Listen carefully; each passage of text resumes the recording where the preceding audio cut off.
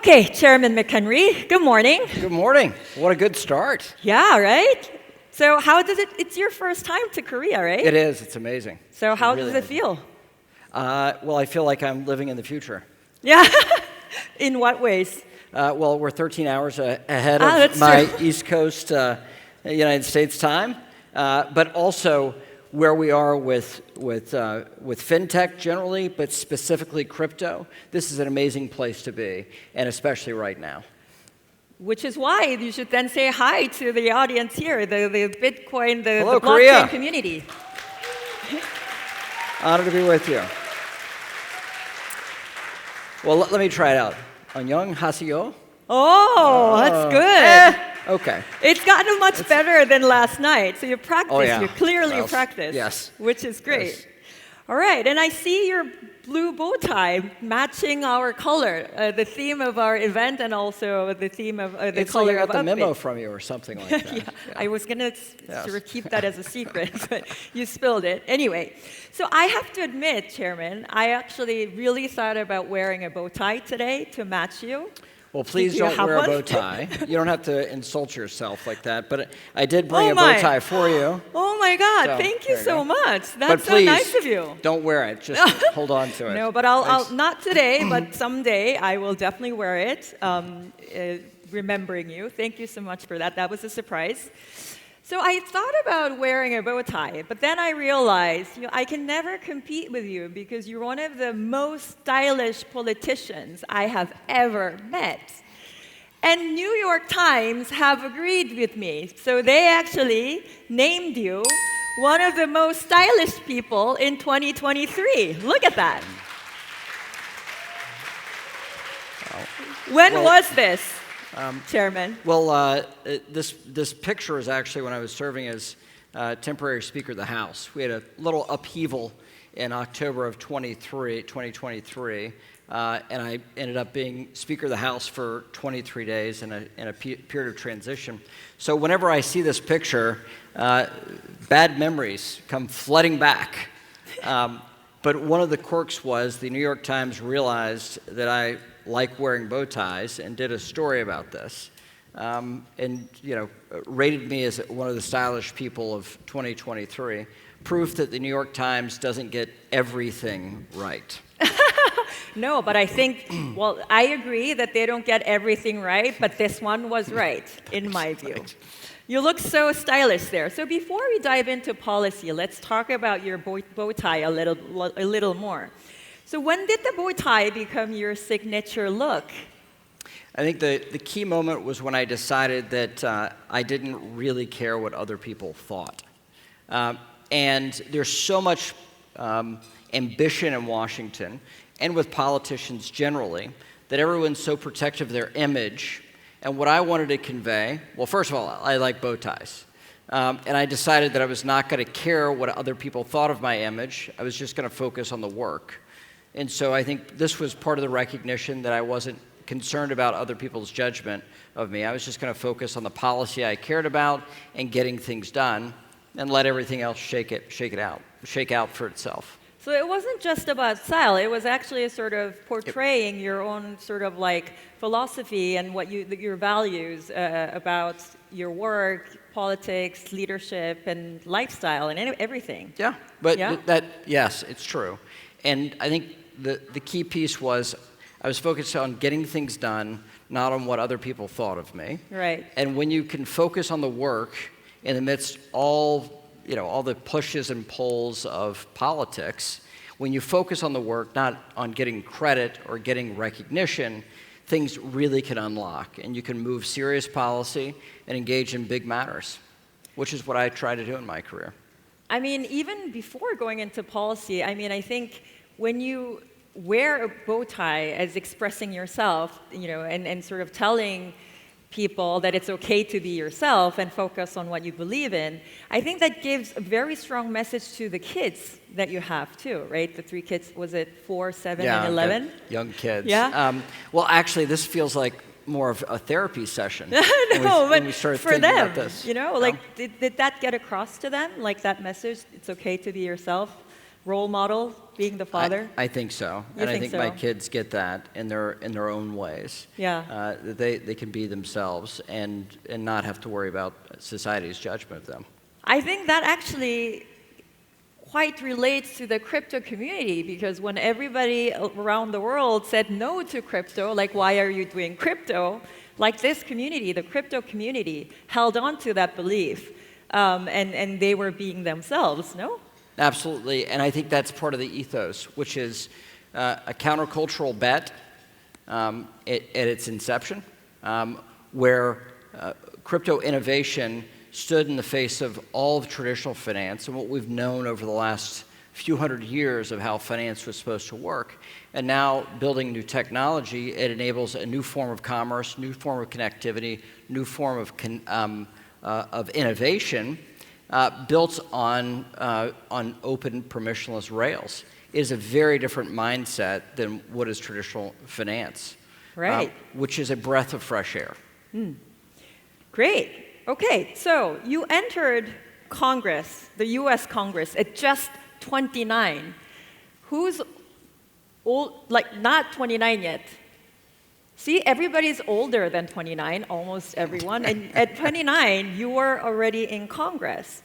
So, and continued for 10 consecutive terms. So how did you do that? Well, first, my goal in my 20s was work harder and smarter than anyone else. And then that was a key breakthrough for me getting elected to Congress. And I was very lucky in my first election. I won by 85 votes. So I count myself That was very lucky. close. Very close election. Very close. And then I tried to stay focused on the work. Right. And learning the process, how Congress works, how you can be effective and get things done, which is not represented well with TV and press coverage of Washington. They're more focused on the big fights rather than people actually being successful and getting things done. So collaboration is not well covered, and people that make the process work aren't usually counted as the biggest TV profile leaders in the United States. Right. And everywhere, frankly. And so gadflies get more attention than serious people right now in American politics. That's not going to easily change, but in order to be successful, you have to be focused on the work and legislative outcomes, policy outcomes, and working with people. That's the big unlock, and that's why I was able to be successful in my 20 years in the United States Congress. Wow, that's great. So looking back at those 20 years, what is the sort of accomplishments or moments that you're most proud of, whether that's because of their impact or you sort of felt some meaning personally from them? Well, I think three things. I mentioned serving as temporary Speaker of the House. That was a special moment for the institution of the United States Congress at a very bad time in United States politics. So there's special meaning to that. There was special meaning to my work negotiating the debt ceiling agreement of May of 2023. That was the biggest legislative achievement of the last Congress. And to have my fingerprints on that, Speaker McCarthy, then the Speaker of the House, asked me and another one of my colleagues, Garrett Graves, to lead those negotiations with the White House. So I'm proud of the legislative work we got in that, a really tough moment.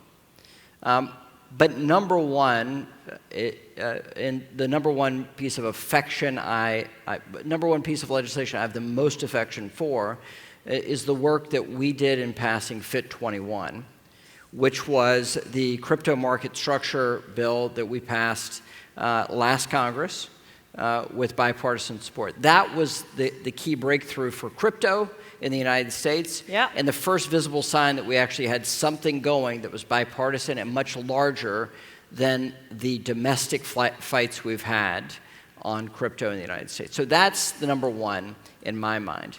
And that number one is what we want to talk about. The audience wants to hear more about since it's crypto related. So FIT 21, as you mentioned, was a rare case of strong bipartisan support within the Financial Services Committee, right? With around 70 Democrats joining Republicans in backing the bill.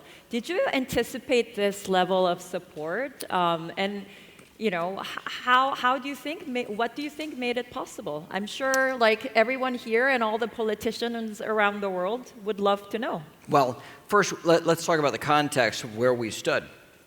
In the United States, President Joe Biden and his appointees, his chief appointee on crypto matters was Gary Gensler, the chair of the Securities and Exchange Commission. You can boo. That's what people would do in the United States when I say Gary Gensler.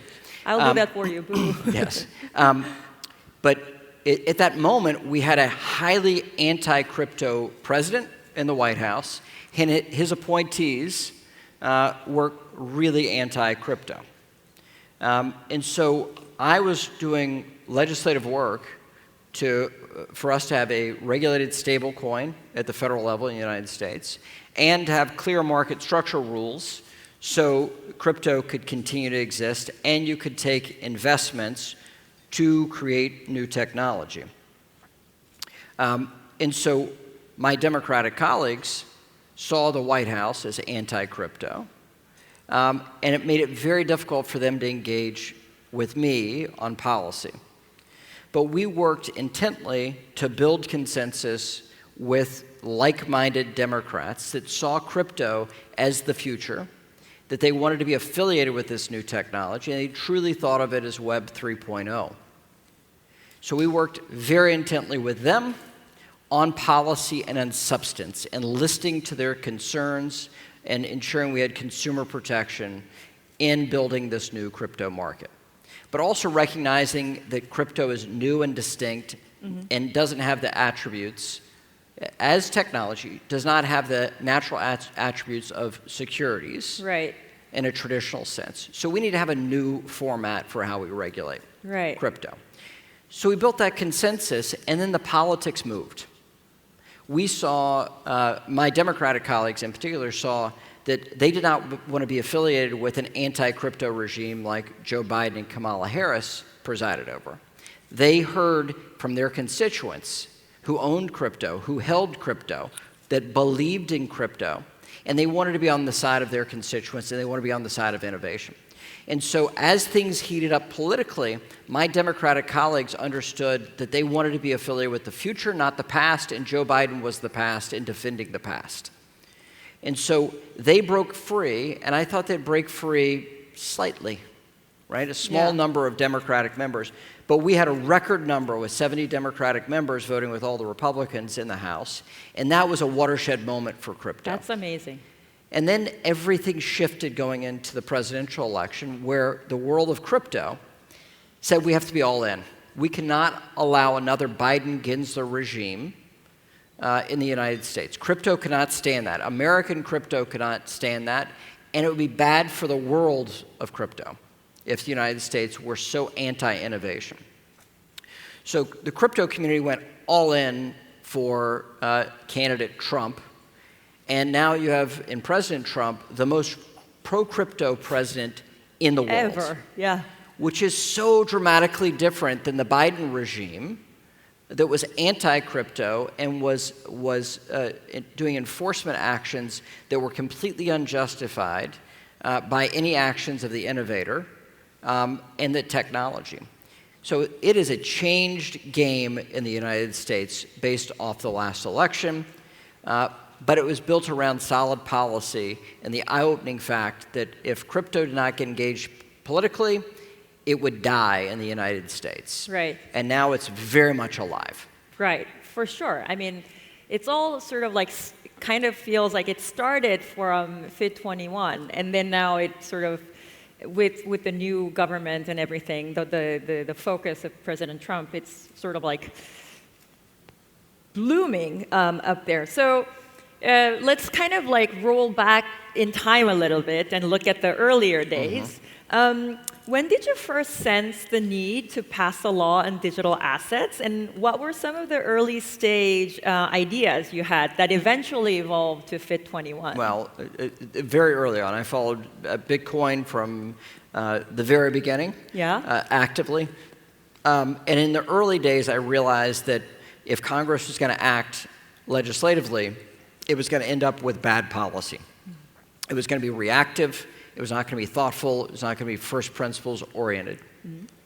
And so I kept addressing this, and as early as 2012, 2013, 2014, was looking at legislative items that could provide clarity for clarity of law for digital assets. But each time I would test it, and I recognized that there were not enough holders, there are not enough advocates for crypto, there are not enough owners of crypto, and therefore the public does not know enough about crypto. And therefore their representatives would not know enough about crypto or be interested in it.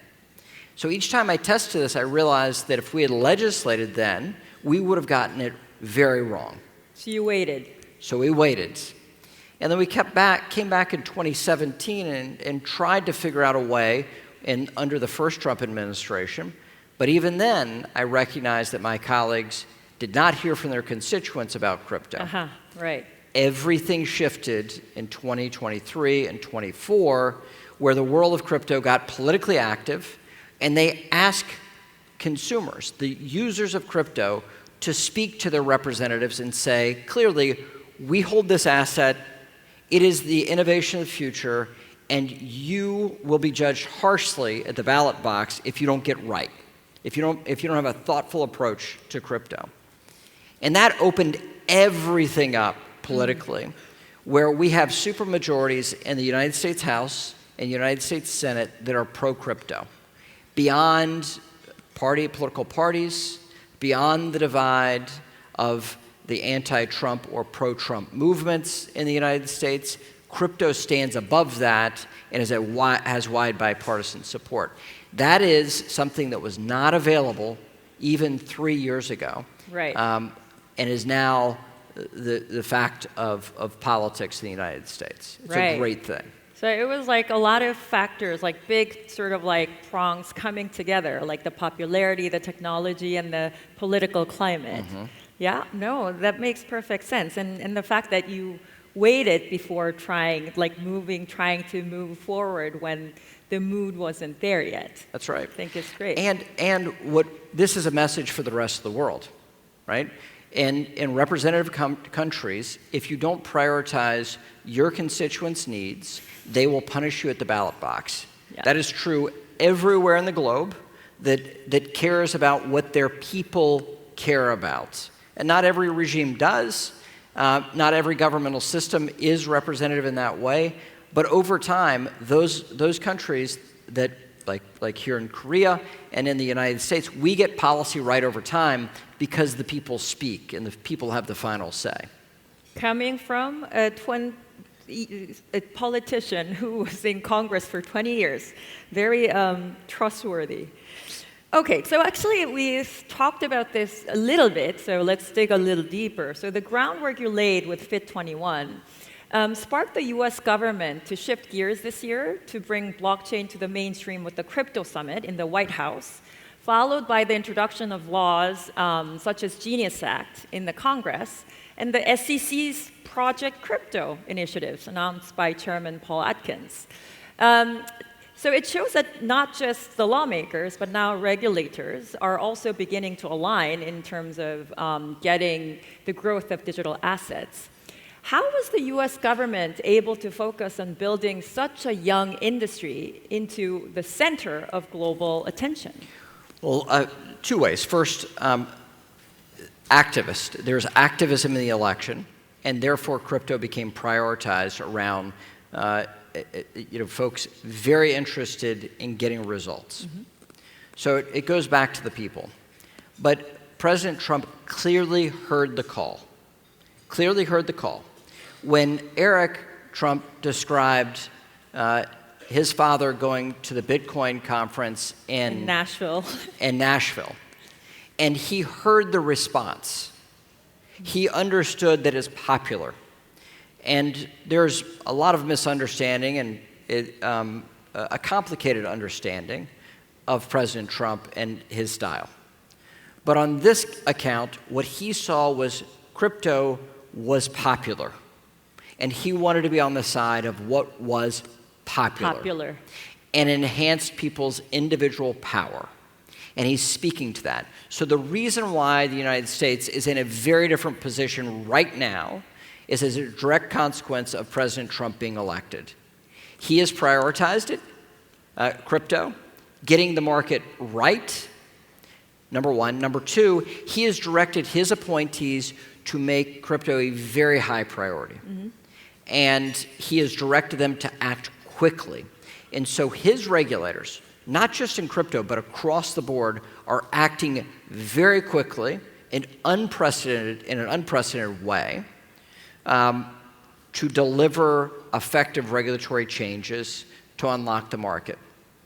And so without changes of law, we already see a dramatic lift in crypto in the United States. We see that in asset prices. We see that with IPOs into the traditional markets.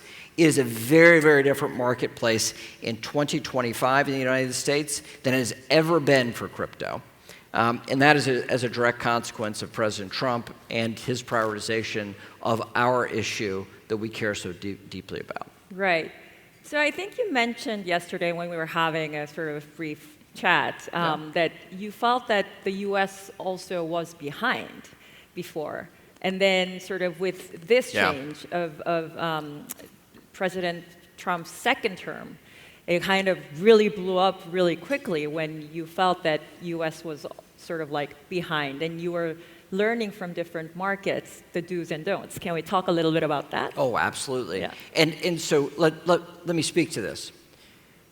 It was not that the United States had bad law. We had no law on digital assets. We had no law. Right. And so what I was trying to do is provide some very basic definitions of what is a digital asset? How do you exchange that digital asset? What is your property right to that asset? Very basic things. And yet, the Biden regime would not even agree to those basic terms. So not that they didn't prioritize it, they were in opposition to it. And their regulators were taking a willful act to prevent every crypto project that they could and going after folks that sought to comply with law or asked for regulatory clarity. It was a very abusive regime, and I would rate it as one of the worst regimes and one of the most anti-crypto regimes on the globe.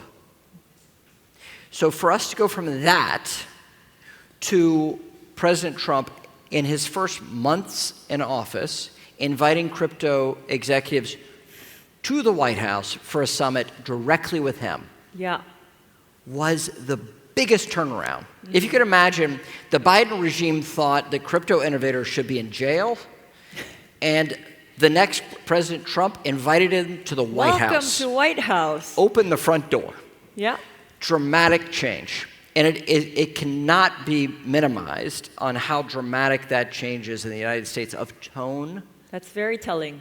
And openness to crypto.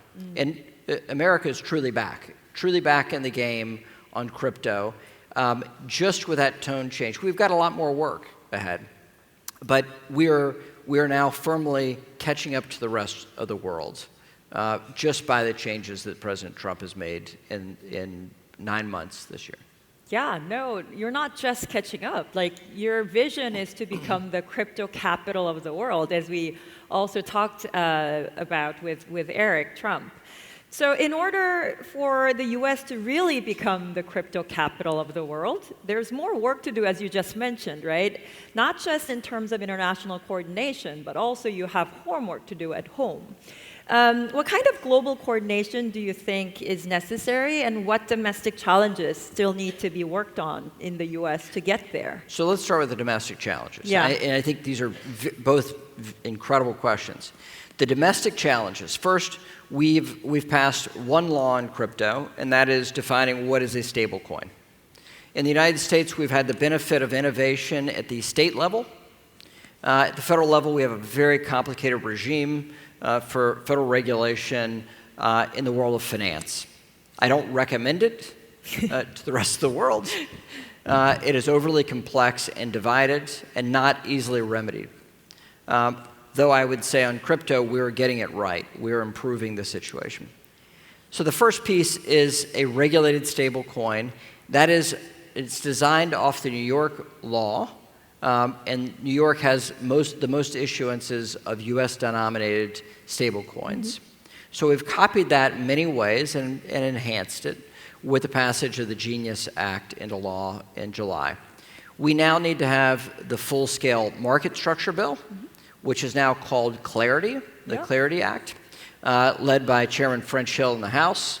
It has passed the House with more Democratic support than FIT 21 passed last year. It shows even more momentum that the policy is much more honed, and I think Chairman Hill has done a fabulous job with how he's brought that about and opened the door for wider bipartisan support. So that market structure bill needs to make its way through the United States Senate. The United States Senate has not done nearly the work that the House of Representatives has done. And so that will take additional time. Right. But President Trump wants to sign a law on market structure and has a high priority for this.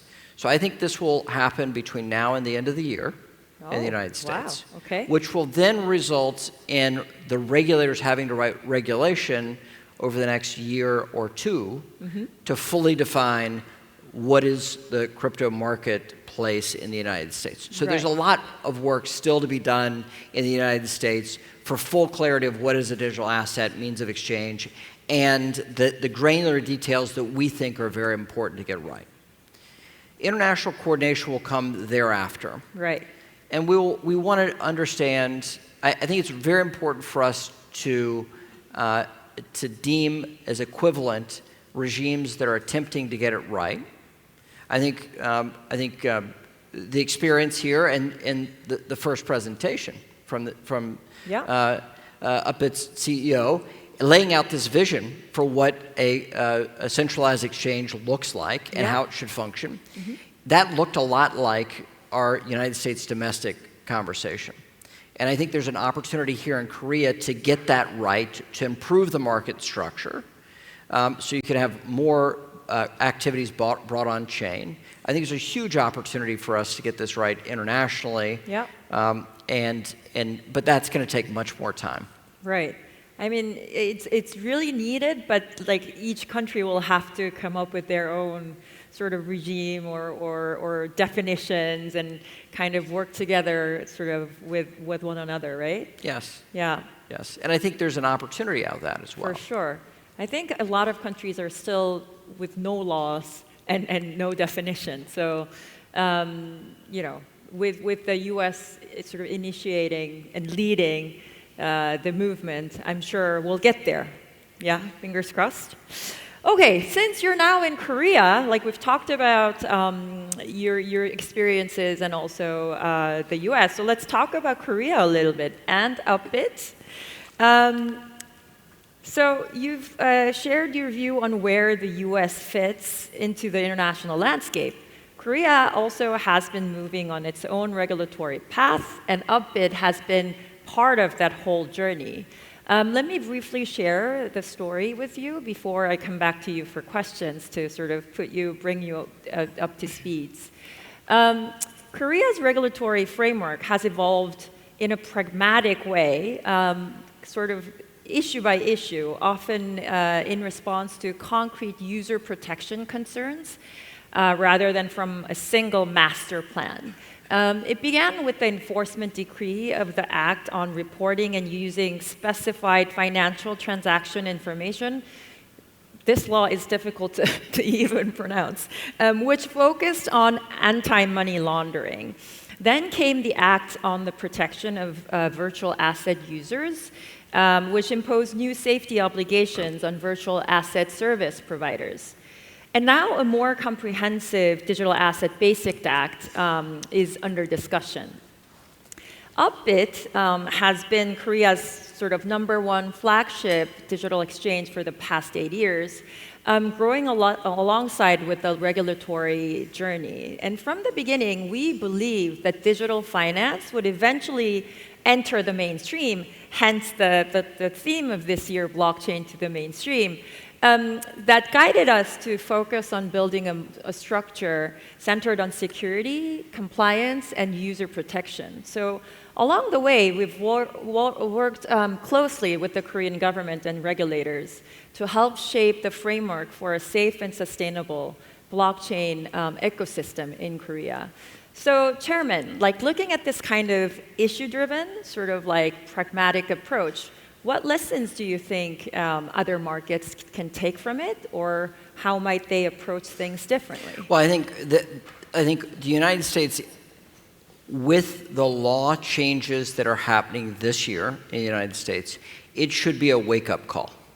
Mm-hmm. It should be a wake-up call that you have to begin with first principles in mind on what a proper crypto market structure looks like. That means an approach like here in Korea that most regimes have taken. Most countries have taken a similar measured approach. And now you have a set of conflicting obligations that are limiting innovation and actually not protecting the consumers in the most appropriate way. Mm. Now, this is a global phenomenon, not special to Korea, but there is a moment now for Korea to get it right, and the United States movement this year is the wake-up call for the rest of the world. You need to catch up. The United States is now fully in the game on crypto. It is not just rhetoric, it is legal reality. And so it is time for other countries to have the best regimes in order to compete with the United States.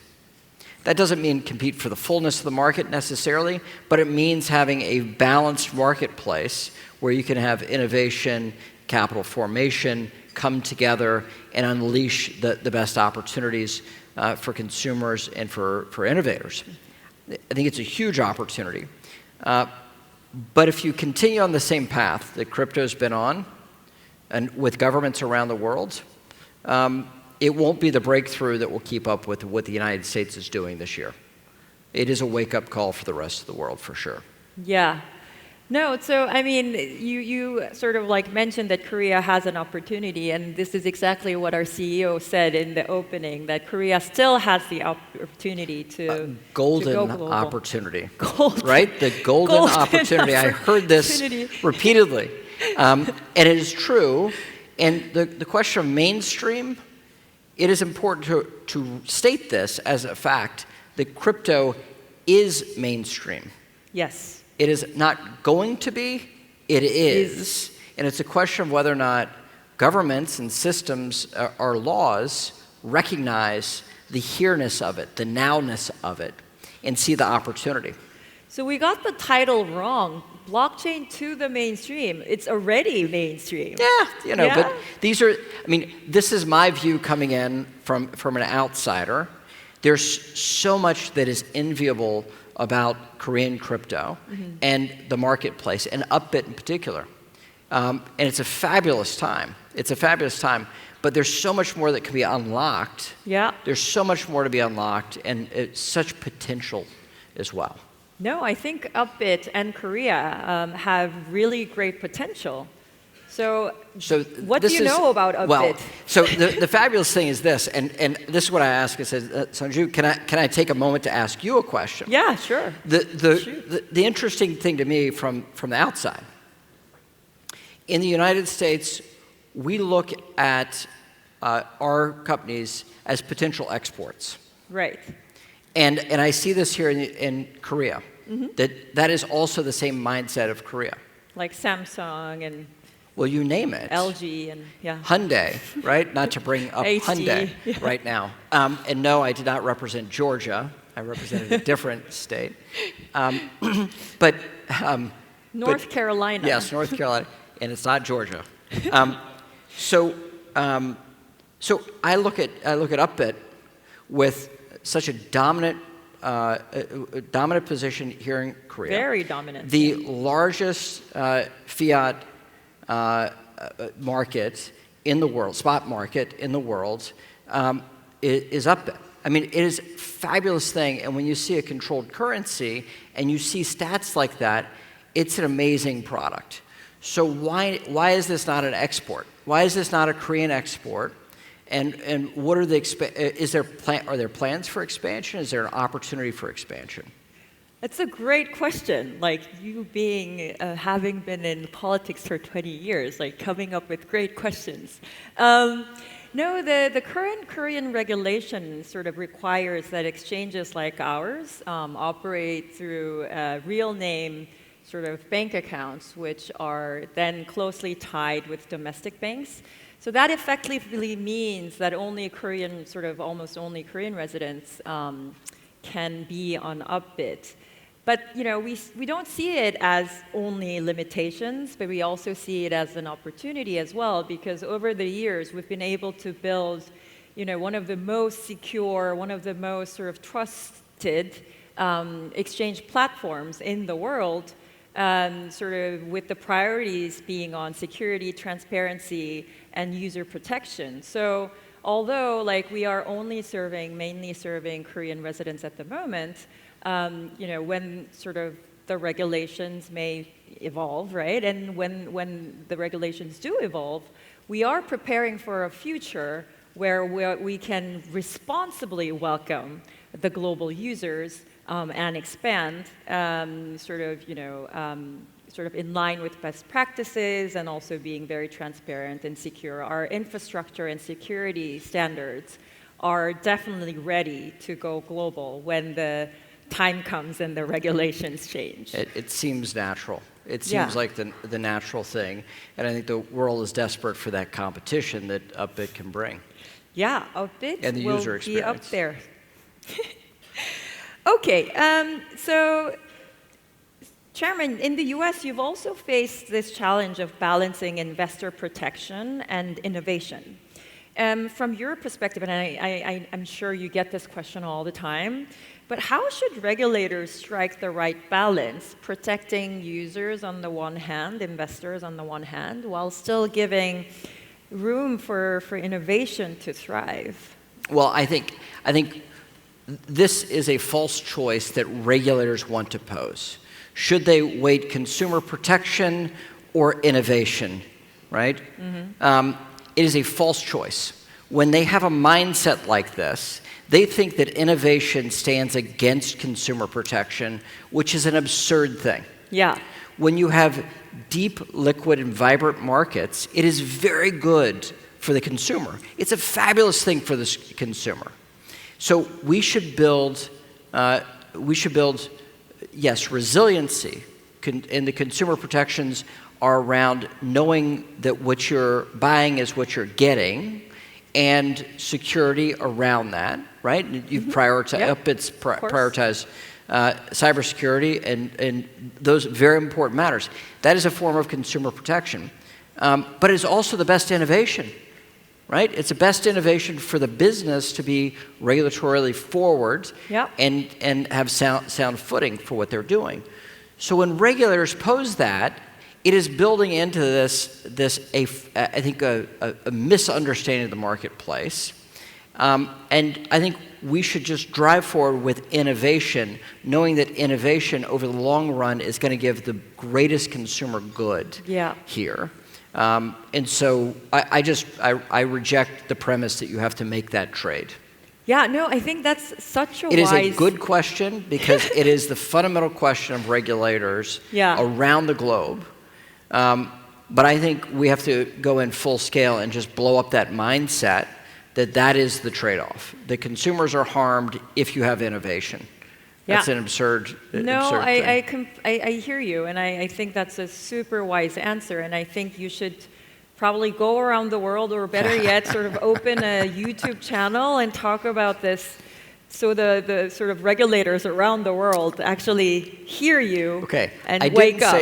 I didn't say that they agreed with me, but they need to hear the message. No, so whether they agree or not, they should hear the message, and therefore, I mean, of course, there are sort of a lot of people in this room and also sort of listening in, watching you on YouTube as we speak. But more people should sort of hear this. More regulators around the world, I think, because I think I've read a lot of these kind of debates about these debates and the questions, where to balance. But I think that was a great sort of answer. It's the false choice. And right now, I mean, what we've seen over the last 50 years in capital markets around the globe is pulling up the ladder for smaller investors to get access to newer companies. Yeah. And newer companies disproportionately create the biggest market outcomes in the securities market. So there's been this mindset of the regulators that getting in on those early companies is bad for consumers. But that is where, if you just had a broad portfolio of those startups, every investor in the world's stock markets would be dramatically better off than they are today, having limited access to those innovative startups. That's just in the securities market. Right. And so I think they've overemphasized against innovation because they think it's a choice. Yeah, no, completely. Just to clear air a little bit, can I just point out your socks? Oh, you just noticed Like he these. has Capitol Hills on the his Capitol socks. Dome. Sorry. Yeah, I'm no. on brand with the United States. No, I just noticed the socks. I love them. Can you take 이거 사진 좀 찍어주세요. Yeah, here you go. 여기 지금 I didn't bring you a pair, but I'll bring you a pair next time. 국회의사당 양말을 신으셔가지고 너무 재밌네요. 네. So, okay, so let's sort of move on to the global outlook. We've been talking about the US and Korea, and this is certainly sort of, crypto, by nature being global, right, borderless. So it's clear that regulation, whether in Korea, the US, or elsewhere, has been about building trust and sort of protecting users. But of course, digital assets continue to move fast, and the big question is, what's next, right? So different nations have applied different kinds of models, different regulatory approaches. Right. For example, the EU was the first to impose responsibility on the service providers by implementing license requirements, whereas countries like Singapore and the UAE are famous for attracting startups by offering digital asset-friendly atmosphere. What are some of the best cases you've seen in terms of legislation or regulations that had outstanding vision? Well, I think Singapore and UAE have a distinct role globally. They know that in order to bring in capital, they have to have a very clear regime. And they have very clear regimes. Yeah. And they're very interested in being pro-crypto. And they're known for this. It's a well-earned reputation. And so those two regimes are standouts globally. The United States had the benefit of looking at other markets on what worked and what didn't work. MiCA is a great example. There are pieces of that are fabulous and others that are not, are far less so. Yeah. The Japanese market, as well as the Korean market, we have experiences globally that the United States has been able to copy for domestic law.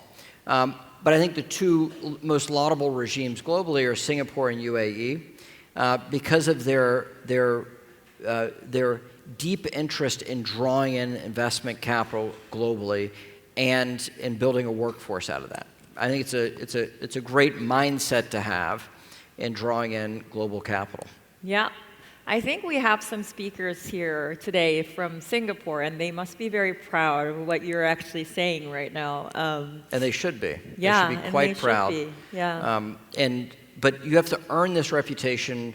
You have to earn Singapore's reputation over decades. Yeah. That you're going to have a rule of law country with discipline and a financial regulator that is going to be the envy of the world. Right. And so, that is Singapore has earned a reputation since its founding And that mindset is quite important. And I think I think the globe recognizes that. From heavy industry to trading partnerships, across the board, they recognize the Singaporean model. Right. So looking ahead, like what kinds of innovations do you see that could bring digital assets, well, although you said it's already mainstream, to bring blockchain fully or like even more into the mainstream globally in the next years ahead? So I think there are natural things that are happening. It was interesting, the first presentation this morning, when you talked about unlocking corporates here in Korea. Yeah. What is fascinating to me is that Upbit is a globally outstanding model, yet you cannot have full participation here in Korea. So the unlock domestically there's still potential here. That's true. In the United States, the most interesting set of dollars coming into the world of crypto are traditional financial institutions, think of New York and Wall Street, getting into crypto. Right.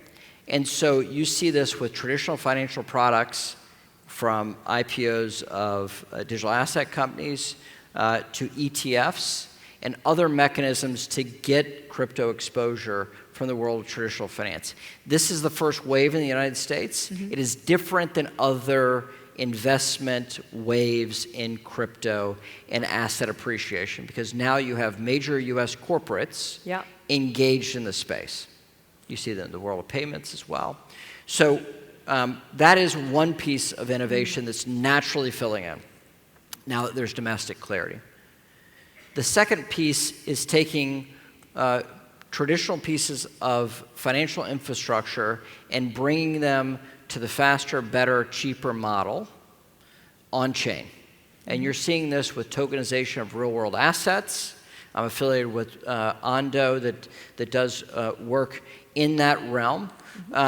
And it is one of the companies that is bringing real-world assets on-chain.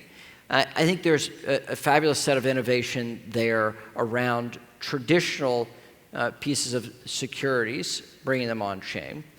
But the next wave after that, and my third point, is truly real-world assets will now have new ownership experiences that they can bring.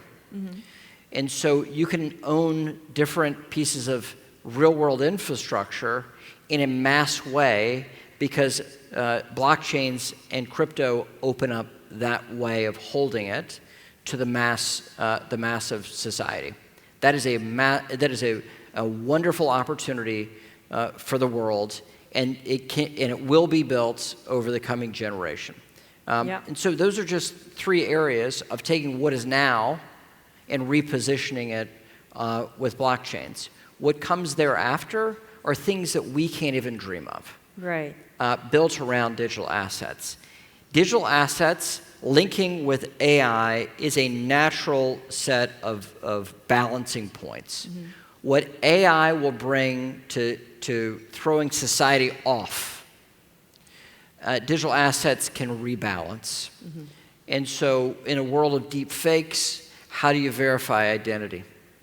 In a world where every interaction with an AI has a small price you have to pay for that token. What opens that door? A token. And so the linkage between AI and digital assets is a natural one. That too will take form over the next generation. That's one of the exciting things we can see. But the other exciting things beyond that are just are here to be built. Yeah, there's so much exciting stuff going on that will go on. It's going to be a very interesting, fast-moving decade. So I asked the same question, or asked the same favor of Eric. So please, let's do the same exercise. Finish this sentence for us. The future of crypto is... Now. I mean, I'm just counting it. I just stole that. He said now. Eric said now. You can't say now. No. The future of crypto is to be built. To be rebuilt. Yes. We have builders, And builders are going to make the difference. It's the innovators that are going to see this opportunity, and they're going to flood in. And they are flooding in everywhere in the world. AI gets the hype right now, but it's the builders on chain that are going to be making the difference for real-world innovation. And that's what I'm excited about. The building that is happening, that is that makes it super exciting. Right. So the future of crypto is being built. Being built. It was being built, and it is being built, and it will continue to be built. Absolutely. Yeah? No, I think that's a great answer. So, Chairman, it has been, we're not done yet. I'm just making a note. It has been such a privilege to hear your reflections, Nice. your years in Congress, your socks from Congress, on the bipartisan leadership in development of Bit21, and on your vision of digital assets. At Upbit and Dunamu, we're committed to continuing our work here in Korea to build a safe, transparent, and innovative digital asset market. And we believe that conversations like this between the US, Korea, and the global community are essential for shaping the road ahead. So, speaking of the road ahead, what's next for you? Is there an area within the blockchain industry that you want to continue to contribute to? You've already made huge contributions, but I'm sure you want to make more. Yes. Now that I'm in the private sector, I'm most interested in working with founders and builders. Mm-hmm. And I'm working in particular on tokenization of real-world assets. And so those things keep me busy, as well as a number of other advisory functions that I'm engaged with. But those are the things that give me energy. Working with founders and in seeing real building that's happening, that's what really gives me energy. Will you be mainly working with the American builders, or are you going global? And can we have a chance, our builders, building with you? I'd love to. Yeah? I'd love to. But as you said, this is my first trip time. overseas since leaving Congress, and I'm very open to that and very interested in those conversations as well. Yeah, no, we hope to sort of continue to talk and see you more often, and hope you will come out your second time, third time, fourth time to Seoul. Love it. So, speaking of visiting Seoul more often as we wrap up, is there a message that you'd like to give to share with Upbit and the Korean blockchain community? It's still early. We are super early to this innovation. We sit in the world of crypto where the internet sat in 1994. There is so much to be built. There's so much to be built. We're not too late. And so I'm optimistic about the opportunity ahead. I'm optimistic about Korean crypto in particular. How so? Because there's so much energy here and so much activity. Show some energy, guys. It's and that energy, yeah, there we go. Energy. Excellent, thank you. It's that energy that drives the building, that drives the innovation and interest. And there is a massive opportunity here with just a little unlock on changes with law. There's so much opportunity to grow an already vibrant market. Mm-hmm. I think you mentioned... think about this is the one thing, and I debated saying this, and some of you knows, but you think about what crypto has meant globally, right? That and it's a worldwide phenomenon, and you think, well, Korea is such a small country, right, in this great big world. Yeah. But K-pop. Of course. There's been music around the world for thousands of years. K-pop is its own phenomenon. Do you know any? Oh, of course I do. Eric Trump right? didn't know any. So, okay. But on this, what is the most popular movie on Netflix right now in the United States? K-pop Demon Hunters? K-pop Demon Hunters, okay? Woohoo! Yeah. All right. So, and of course, my house is part of the reason why it's been so popular. Right? You're contributing oh, to yes, that we're fandom. contributing. Okay. But the music, the attachment, the cultural attachment, what Korea's done, what K-pop has done to music, Korean crypto can do to global crypto. There's a massive opportunity. That's a great analogy, right? Thanks. So, like, if your household is one of the sort of like fans of K-pop demon hunters, do you also know the song Golden? Of course. Yeah? We're going Like, up, I think, I mean, I don't know if Is that you what guys... crypto's got to do? Is it, like, I think this is probably a Bitcoin meme, right? It's going Yeah, exactly. So I really feel like Golden, sort of Upbit is featured There you go. in the lyrics of Golden. Do you know the lyrics? Yes. We're going Up, up. up. Yeah. It's Upbit's moment. So, woohoo! So yeah. So I mean, it can also be not just Upbit. It's crypto, right? We're going up. So guys, this can be our meme song. Yeah, for sure. I don't know how the IP right works. We have our CLO here. Yeah. I'm gonna ask him later on how we can actually bring this to our ecosystem. Okay, so thank you so much. I really wanted to thank Chairman McHenry for sharing your insights, your leadership, your socks, your vision with us today. Sorry, I keep bringing it up.